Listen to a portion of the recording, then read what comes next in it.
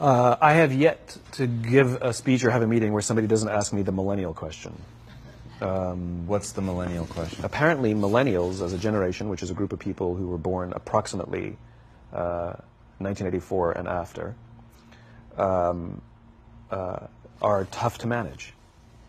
And they're accused of being entitled and narcissistic and self-interested, unfocused, lazy. But entitled is the big one. And because they confound leadership so much, what's happening is leaders are asking the millennials, what do you want? And millennials are saying, we want to work in a place with purpose, love that. We want to make an impact, you know, whatever that means. We want free food and beanbags. And so somebody articulates some sort of purpose, there's lots of free food and there's beanbags, and yet for some reason they're still not happy. And that's because they're missing, there's a missing piece. What I've learned is that I can break it down into 4 pieces, right? There are four things, 4 characteristics. One is parenting, the other one is technology, the third is impatience, and the fourth is environment. The generation that we call the millennials, too many of them grew up subject to, not my words, failed parenting strategies, you know, where, for example, they were told that they were special all the time. They were told that they could have anything they want in life, just because they want it, right? They were told, some of them got into honors classes, not because they deserved it, but because their parents complained. And some of them got A's, not because they earned them, but because the teachers didn't want to deal with the parents. Some kids got participation medals. You got a medal for coming in last, right? Which the science we know is pretty clear, which is it devalues the medal and the reward for those who actually work hard. And it actually makes the person who comes in last feel embarrassed because they know they didn't deserve it. So it actually makes them feel worse, right? So you take this group of people, and they graduate school, and they get a job, and they're thrust into the real world, and in an instant, they find out they're not special, their moms can't get them a promotion, that you get nothing for coming in last, and by the way, you can't just have it because you want it, right? And in an instant, their entire self-image is shattered. And so you have an entire generation that's growing up with lower self-esteem than previous generations. The other problem, to compound it, is we're growing up in a Facebook, Instagram world. In other words, we're good at putting filters on things. We're good at showing people that life is amazing even though I'm depressed, right? And so everybody sounds tough, and everybody sounds like they got it all figured out. And the reality is there's very little toughness, and most people don't have it figured out. And so when the more senior people say, well, what should we do? They sound like, this is what you got to do. And they have no clue. Right? So you have an entire generation growing up with lower self-esteem than previous generations, right? Through no fault of their own. Through no fault of their own, right? They were dealt a bad hand, right? Now let's add in technology. We know that engagement with social media and our cell phones releases a chemical called dopamine. That's why when you get a text, it feels good, right? So, you know, we've all had it where you're feeling a little bit down or feeling a bit lonely, and so you send out 10 texts to 10 friends, you know, hi, hi, hi, hi, hi, because it feels good when you get a response, right? Right? It's why we count the likes. It's why we go back 10 times to see if my Instagram is growing slower. Did I do something wrong? Do they not like me anymore, right? The trauma for young kids to be unfriended, right? Because we know when you get a hit of dopamine, which feels good. It's why we like it. It's why we keep going back to it. Dopamine is the exact same chemical that makes us feel good when we smoke, when we drink, and when we gamble. In other words, it's highly, highly addictive. Right? We have age restrictions on smoking, gambling, and alcohol, and we have no age restrictions on social media and cell phones, which is the equivalent of opening up the liquor cabinet and saying to our teenagers, hey, by the way, this adolescence thing, if it gets you down. But that's basically what's happening. That's basically what's happening, right? That's basically what happened. You have an entire generation that has access to an addictive, numbing chemical called dopamine through social media and cell phones as they're going through the high stress of adolescence. Why is this important? Almost every alcoholic discovered alcohol when they were teenagers. When we're very, very young, the only approval we need is the approval of our parents. And as we go through adolescence, we make this transition where we now need the approval of our peers. Very frustrating for our parents, very important for us. It allows us to acculturate outside of our immediate families into the broader tribe, right? It's a highly, highly stressful and anxious period of our lives, and we're supposed to learn to rely on our friends. Some people, quite by accident, discover alcohol and numbing effects of dopamine to help them cope with the stresses and anxieties of adolescence. Unfortunately, that becomes hardwired in their brains, and for the rest of their lives, when they suffer significant stress, they will not turn to a person, they will turn to the bottle. Social stress, financial stress, career stress, that's pretty much the primary reasons why an alcoholic drinks, right?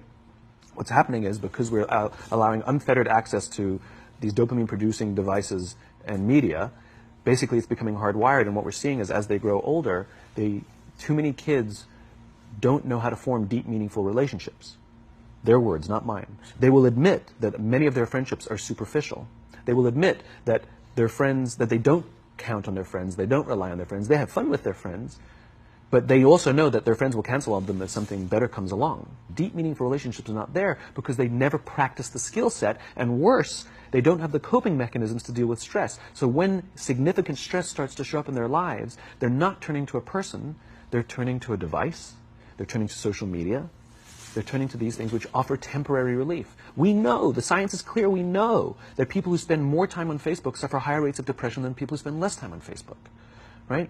These things balance. Alcohol is not bad, too much alcohol is bad. Gambling is fun, too much gambling is dangerous, right? There's nothing wrong with social media and cell phones. It's the imbalance, right? If you're sitting at dinner with your friends and you're texting somebody who's not there, that's a problem. That's an addiction. If you're sitting in a meeting with people you're supposed to be listening to and speaking, and you put your phone on the table, face up or face down, I don't care, that sends a subconscious message to the room that you're just not that important to me right now, right? That's what happens. And the fact that you cannot put it away is because you are addicted, right? If you wake up and you check your phone before you say good morning to your girlfriend, boyfriend, or spouse, you have an addiction. And like all addiction, in time, it'll destroy relationships, it'll cost time, and it'll cost money, and it'll make your life worse, right? So you have a generation growing up with lower self-esteem that doesn't have the coping mechanisms to deal with stress, right? Now you add in the sense of impatience, right? They've grown up in a world of instant gratification. You want to buy something, you go on Amazon, it arrives the next day. You want to watch a movie? Log on and watch a movie. You don't check movie times. You want to watch a TV show? Binge. You don't even have to wait week to week to week, right? I know people who skip seasons just so they can binge at the end of the season, right?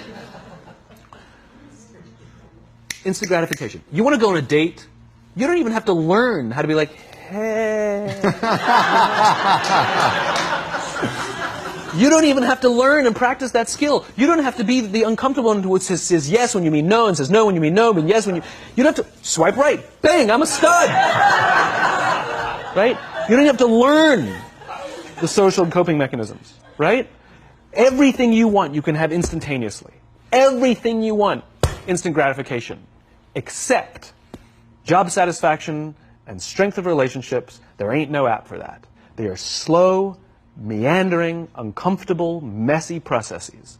And so I keep meeting these wonderful, fantastic, idealistic, hardworking, smart kids. They've just graduated school. They're in their entry-level job. I sit down with them and I go, how's it going? They go, I think I'm going to quit. I'm like, why? They're like, I'm not making an impact. I'm like, you've been here 8 months. You know? It's as if they're standing at the foot of a mountain, and they have this abstract concept called impact that they want to have in the world, which is the summit. What they don't see is the mountain. I don't care if you go up the mountain quickly or slowly, but there's still a mountain. And so what this young generation needs to learn is patience. That some things that really, really matter, like love, or job fulfillment, joy, love of life, self-confidence, a skill set, any of these things, all of these things take time.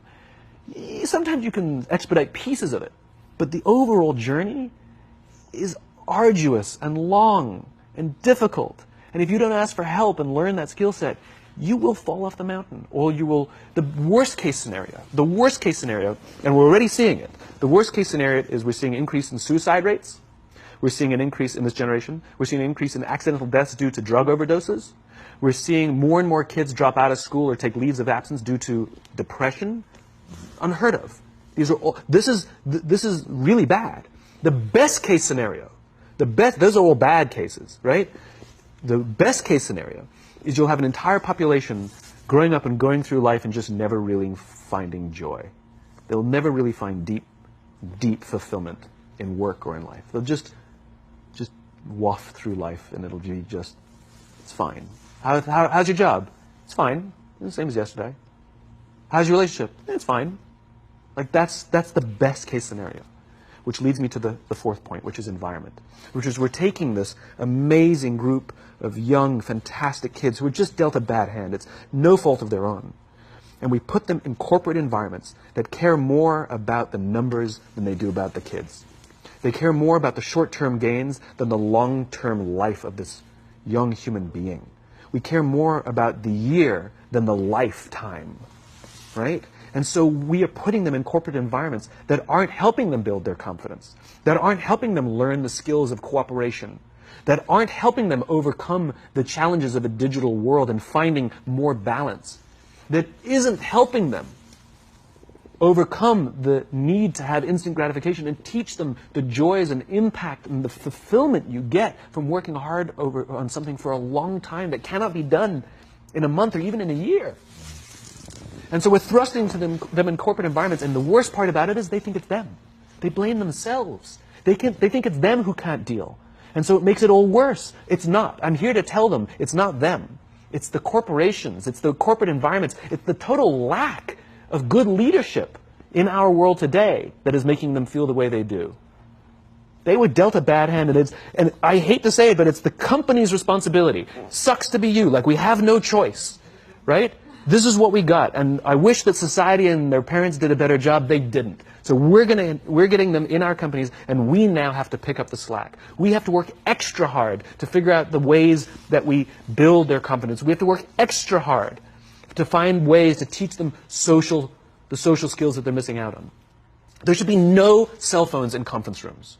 None. Zero. And I don't mean the kind of like sitting outside waiting to text. I mean like when you're sitting and waiting for a meeting to start, this is what we all do. We all sit here and wait for the meeting to start. Meeting starting? Okay. And we start the meeting. No, that's not how relationships are formed. Remember we talked about it's the little things? Relationships are formed this way. We're waiting for a meeting to start and we go, how's your dad? I heard he was in the hospital. Oh, he's really good. Thanks for asking. He's actually at home now. Oh, I'm really glad. It was really amazing. I know, it was really scary for a while. That's how you form relationships. Hey, did you ever get that report done? Oh my God, no, I didn't. I'll help you out. Can I help you out with that? Really? That's how trust forms. Trust doesn't form at an event in a day. Even bad times don't form trust immediately. It's the slow, steady consistency. And we have to create mechanisms where we allow for those little innocuous interactions to happen. But when we allow cell phones in conference rooms, we just, okay, have the meeting. And then my favorite is like when there's a cell phone there and you go like this, you go. It rings and you go. I'm not going to answer that. Mr. Magnanimous, you know. When you're out for dinner with your friends, like, I do this with my friends. When we're going out for dinner and we're leaving together, we'll leave our cell phones at home. Who are we calling? Maybe one of us will bring the phone in case we need to call an Uber or take a picture of our meal. That's what I was saying. Come on. I'm an idealist, but I'm not insane. You know? At a heathen. I mean, it looked really good. We'll take one phone. And so it's like an alcoholic. The reason you take the alcohol out of the house is because we cannot trust our willpower. We're just not strong enough. But when you remove the temptation, it actually makes it a lot easier.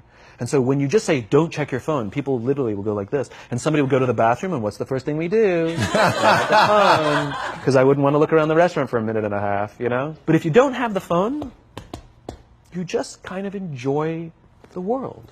And that's where ideas happen. The constant engagement is not where you have innovation and ideas. Ideas happen when our minds wander and we go, and you see something, I bet they could do that. That's called innovation, right? But we're taking away all those little moments, right? You should not, and none of us should charge our phones by our beds. We should be charging our phones in the living rooms, right? Remove the temptation. You wake up in the middle of the night because you can't sleep, you won't check your phone, which makes it worse. But if it's in the living room, it's relaxed, it's fine. But it's my alarm clock. Buy an alarm clock. They cost $8, right? I'll buy you an alarm, right? But the point is we now in industry, whether we like it or not, we don't get a choice. We now have a responsibility to make up the shortfall and to help this amazing, idealistic, fantastic generation build their confidence, learn patience, learn the social skills, find a better balance between life and technology. Because, quite frankly, it's the right thing to do.